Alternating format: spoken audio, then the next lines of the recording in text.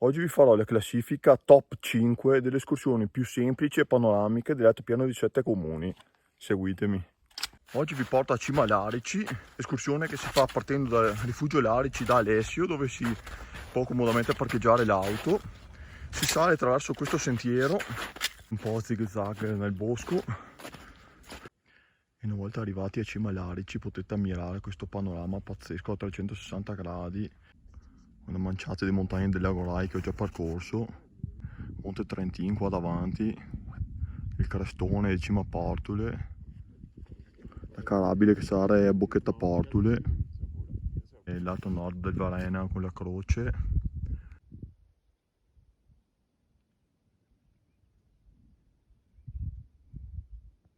Poi il ritorno da Cima Larici lo potete fare a ritroso dalla parte dell'andata, oppure qui nel versante sud si compie un anello che ci porterà in breve a Rifugio Larici, dove abbiamo parcheggiato. Oggi siamo al laghetto di Roana, escursione al Monte Aereo che parte dai 1100 metri del laghetto Spillec di Roana fino ai 1627 metri del Monte Aereo. Intanto a pochi passi dal laghetto di Roana si entra subito nella prima stazione del percorso Selvart. Altro curioso elemento che si trova lungo il percorso e che è praticamente l'unico luogo dove ho trovato sono queste stupende installazioni in legno con scritta una poesia in dialetto veneto di vari autori. Questo percorso si chiama Sentiero dei Racconti. Prendiamo appunto il percorso che prosegue per Selvart, percorso che è fortunatamente ricoperto dalla vegetazione. In estate è perfetto per godervi un po' di frescura data dalle chiome degli alberi. A un certo punto arriverete al ristorante K2, meta interessante di sosta se lo troverete aperto. Qui si prosegue sempre sul sentiero di Selvart. Nel dubbio aiutatevi con un'app che funzioni anche offline per sicurezza. Lungo la strada c'è un sentierino che sale e un cartello indica Maga Aereo 30, Monte Aereo 50. E la salita qui tira abbastanza. Si passa attraverso un pendio chiaramente flagellato da vaia finché ci si trova Maga Aereo qui sopra. Dopo poca strada sterrata si arriva a Maga Aereo ed ecco che qui proprio sopra lo chalet raggiungiamo la cima del Monte Aereo. Panorama incredibile. Può variare sia tra itinerari difficili, un po' come quello che ho fatto io, si sale anche attraverso sentieri parecchio ripidi, oppure si può salire dalle strade che porta a Campolongo, si può parcheggiare l'auto poco sotto qui e comunque ha tante variabili, si può parcheggiare al K2, si può farla più o meno breve, quindi la metto in quarta posizione. Escursione numero 3 delle più facili. Eccoci qua, rifugio Campolongo, 1546 metri. Per Forte Campolongo 50 minuti. Sono 180 metri di dislivello, neanche 175 metri. Vedete l'amplissimo parcheggio del rifugio Campolongo dove parcheggiare.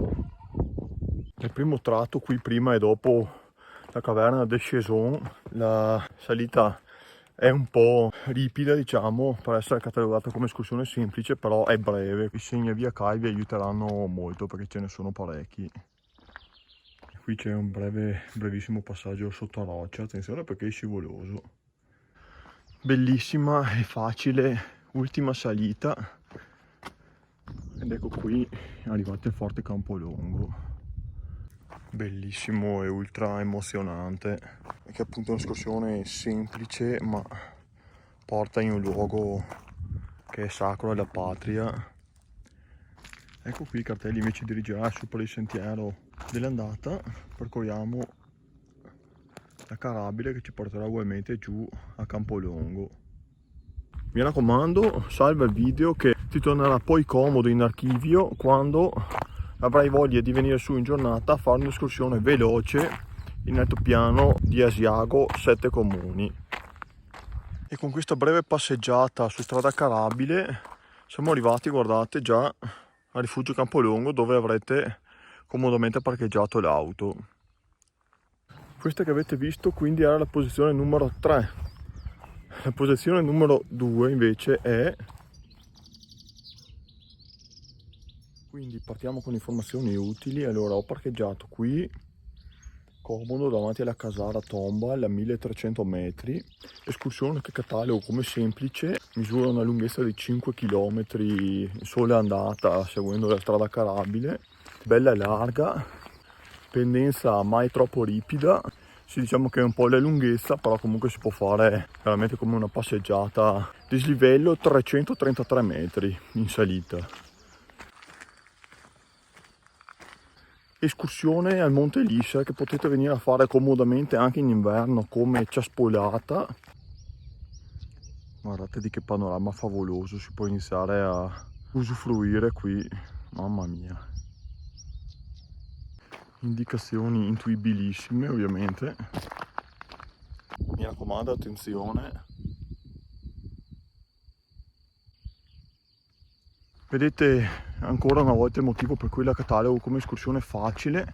Il sentiero si può fare benissimo tutto in strada carabile, bianca e larga, quindi insomma è uno degli itinerari più semplici veramente dell'altopiano dei 7 comuni e che vi può portare tra l'altro a vedere il fantastico Forte Lisser.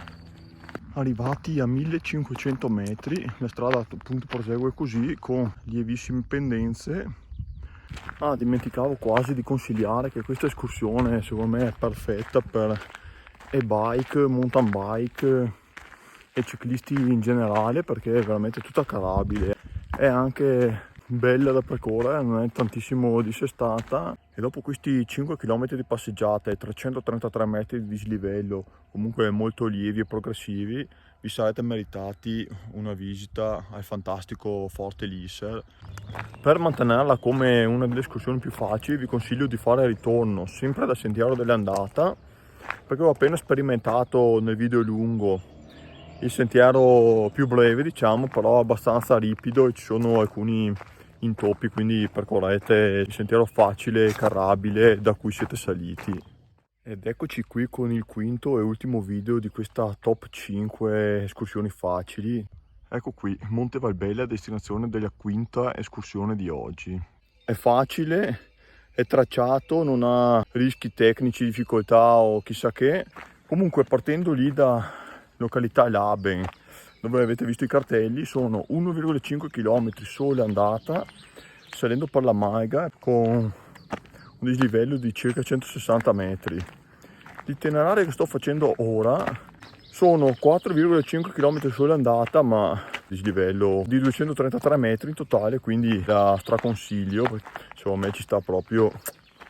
Qui l'escursione facile inizia a regalarci i primi squarci panoramici meravigliosi e tutto questo mentre praticamente non abbiamo ancora iniziato a fare fatica.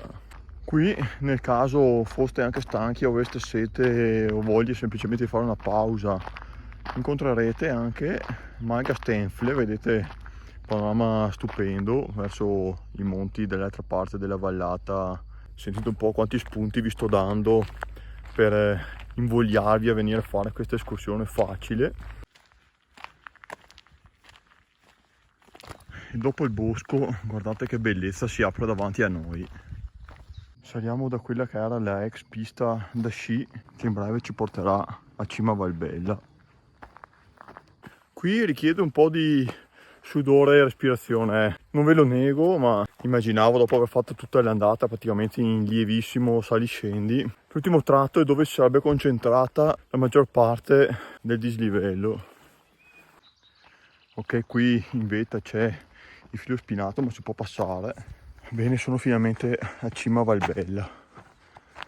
Ecco, vedete, una volta arrivati in vetta ci si può un attimo rilassare qui ammirando le gesta delle brigate che qui hanno combattuto la battaglia di Tremonti.